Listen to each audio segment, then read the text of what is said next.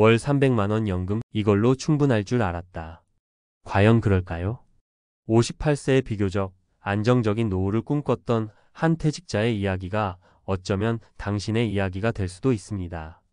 은퇴 후 예상치 못한 지출 함정들이 어떻게 우리의 평온한 노후 계획을 뒤흔드는지 그 현실을 마주해 보겠습니다. 30년 이상 대기업에서 성실하게 근무했던 김정수 58세 씨. 그는 퇴직연금 DC형으로 꾸준히 관리하고 개인형 퇴직연금 IRP과 연금저축에도 착실히 납입해 왔습니다. 여기에 국민연금 수령 시점까지 고려하면 매달 300만 원 이상의 현금 흐름은 충분히 가능해 보였습니다. 은퇴 후 여유로운 삶을 그리며 제2의 인생을 시작했지만 그 평온은 오래가지 못했습니다. 퇴직한 지 1년도 채 되지 않아 김정수 씨는 갑작스러운 뇌경색 진단을 받았습니다. 청천벽력 같은 소식이었습니다. 갑작스러운 질병은 노후 계획에 큰 변수가 됩니다. 초기 입원과 수술비만 해도 수백만 원이 훌쩍 넘었고 이후 꾸준한 재활치료와 약값으로 매달 고정적인 지출이 발생하기 시작했습니다. 설상가상으로 거동이 불편해지면서 배우자 혼자서는 간병이 어려워졌고 결국 간병인 고용까지 생각해야 하는 상황에 이르렀습니다. 실제로 한 연구소 분석에 따르면 노후 생활비의 가장 큰 변수는 의료비이며 특히 간병비는 최근 몇 년 사이 크게 올랐다고 합니다. 이는 김정수 씨의 월 연금 계획에 심각한 타격을 주기 시작했습니다.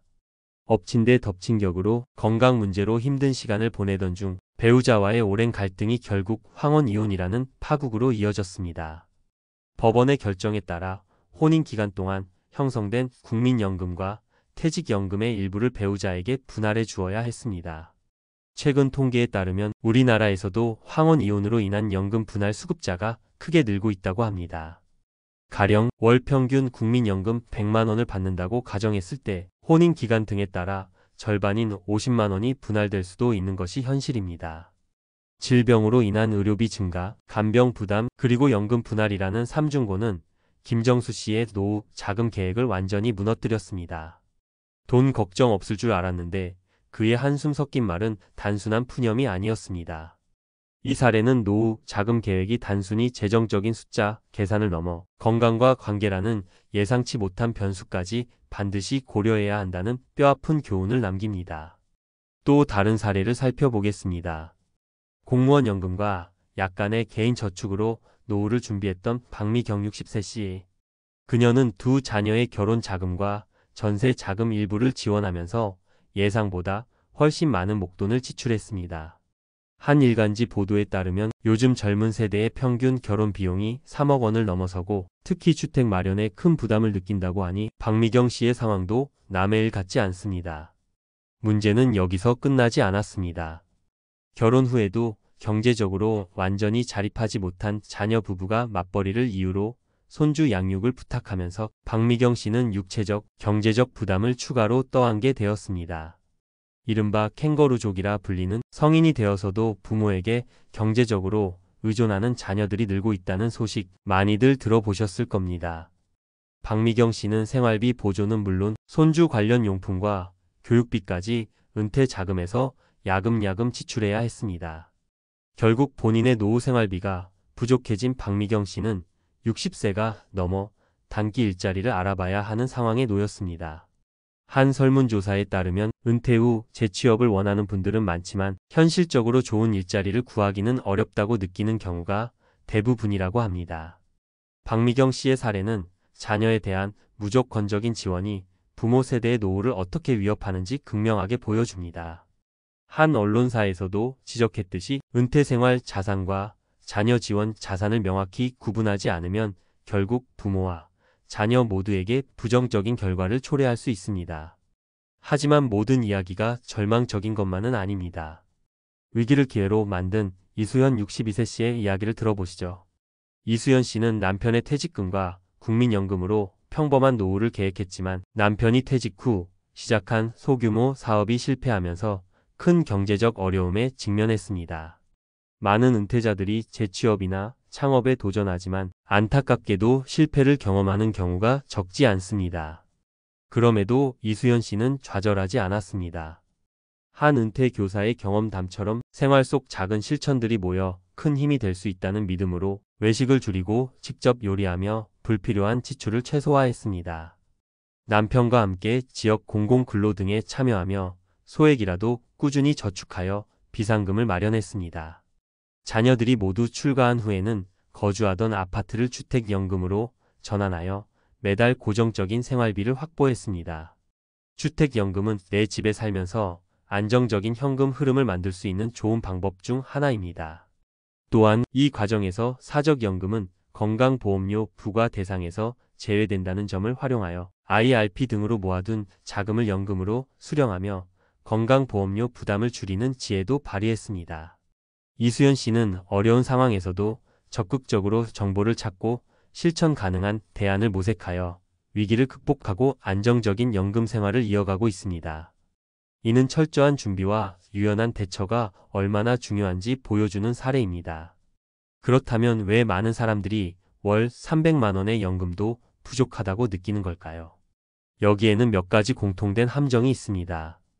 첫째, 숨겨진 고정지출, 바로 건강보험료의 역습입니다. 퇴직 후 지역가입자로 전환되면 소득뿐 아니라 재산에도 건강보험료가 부과되어 생각보다 부담이 클 수 있습니다. 특히 연금소득이나 보유주택 가격이 높을수록 더욱 그렇습니다. 둘째, 예측 불가능한 의료비 폭탄과 간병지옥입니다. 나이가 들수록 병원 갈 일은 늘어나고 큰 병이라도 걸리면 상상 이상의 의료비가 발생합니다. 앞서 언급했듯이 간병비 상승률도 무시할 수 없습니다. 가지고 계신 실손보험만으로는 부족할 수 있다는 점을 명심해야 합니다. 셋째, 황혼 이혼 리스크와 분할 연금의 현실화입니다.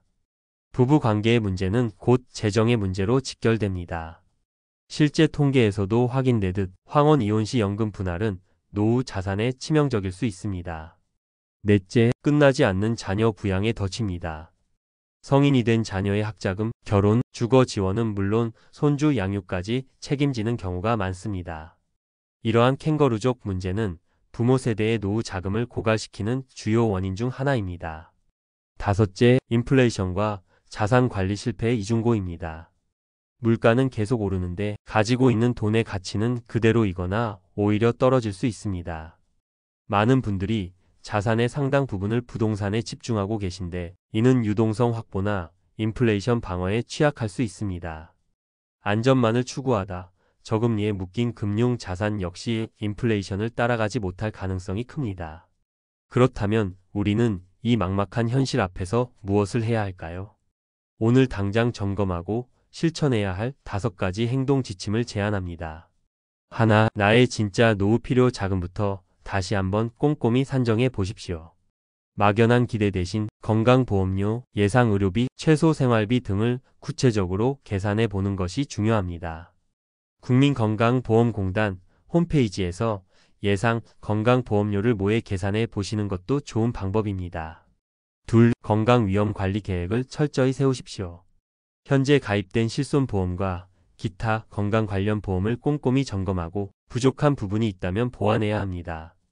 특히 간병비 관련 특약 등을 고려하고 정기적인 건강검진은 아무리 강조해도 지나치지 않습니다. 셋, 자녀 지원에는 명확한 선을 그으십시오. 자녀의 경제적 독립을 위한 지원은 필요하지만 본인의 노후 자금을 희생하는 무리수는 피해야 합니다. 한 언론 보도에 따르면 증여세 면제 한도 등을 활용한 스마트한 지원 계획을 세우고 무엇보다 자녀와 솔직하게 대화하는 것이 중요합니다. 넷, 현금 흐름을 다변화하고 자산 포트폴리오를 재점검하십시오. 국민연금 외에 주택연금, 개인연금, 연금저축, IRP 등을 적극적으로 활용하고 부동산에 지나치게 편중된 자산이 있다면 유동성 있는 금융자산으로 일부 전환하는 것을 고려해 보십시오. IRP 계좌의 경우 세액 공제 혜택과 함께 장기적인 자산 증식 효과도 기대할 수 있습니다. 최근 도입된 디폴트 옵션 제도를 활용하면 투자에 어려움을 느끼는 분들도 전문가의 도움을 받을 수 있습니다.